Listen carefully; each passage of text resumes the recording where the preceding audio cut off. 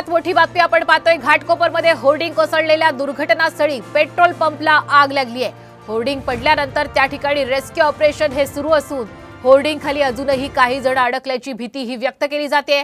त्यामुळे आत्ताच्या घडीची मोठी अपडेट ते म्हणजे घाटकोपर दुर्घटनेच्या ठिकाणी आता पेट्रोल पंपला आग लागलेली आहे। 40 तासांपासून अविरत हे बचाव कार्य सुरूच आहे। अजूनही 10 ते 12 जण खाली अडकल्याची भीती व्यक्त केली जाते।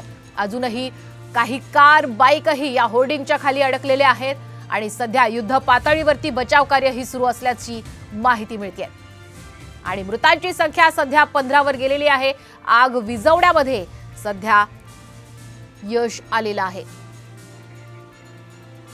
घाटकोपर होर्डिंग दुर्घटनेमध्ये आणखी एकाचा मृत्यू झाला आहे, त्यामुळे आता मृतांची संख्या 15 वर गेलेली आहे। दुर्घटना स्थळावरती रेस्क्यू ऑपरेशन हे सुरूच असून होर्डिंग खाली 10 ते 12 जण अडकल्याची भीती आहे। दरम्यान आणखीन काही मृतदेह होर्डिंग खालून निघू शकतात अशी शक्यता एनडीआरएफच्या जवानांनी व्यक्त केलेली आहे। दरम्यान दुर्घटना स्थळाला पेट्रोल पंपला ही आग लागल्याची घटनाही घडली होती, मात्र आगीवर नियंत्रण मिळवण्यात आता यश आलंय आणि याचाच आढावा घेतला आमचे प्रतिनिधी मयूर राणे यांनी।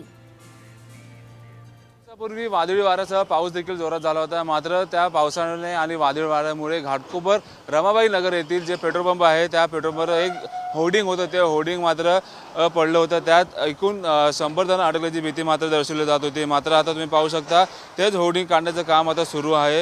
युद्ध पातळीवर काम सुरू आहे। मृतांचा आकडा 14 वर आहे, मात्र जखमींचा आकडा देखील हा मोठ्या प्रमाणात झालेला दिसून येत आहे। काही वेळापूर्वी एनडीआरएफचे निखिल मुदोळकर यांनी अशी माहिती दिली की एक गर्डर आहे तो वेगळे करण्याचे काम सुरू आहे। गॅस कटरच्या सहाय्याने का होईना लोखंडी भाग कापून वेगळा केला जातोय। कुठलीही आग लागली नाही, मात्र आग ही लागली होती, मात्र ही छोटी आग होती, मात्र ती आता विझवण्यात आलेली आहे। एक गडाखाली एक गाडी आहे ती देखील दबलेली गेली आहे, मात्र तो तिथपर्यंत पोहोचता येत नाही आहे। त्यात देखील काही जण अडकल्याची भीती आहे, ती निखिल मुदोळकर यांनी सांगितलेले आहे। तुम्ही पाहू शकता किती मोठ्या प्रमाणात हे नुकसान झाले आपल्या पाहायला मिळते। मात्र आता हे गडर काढण्याचे काम देखील आता युद्ध पातळीवर सुरू आहे। कॅमेरामन नितीनसह मयूर राणे, साम टीव्ही।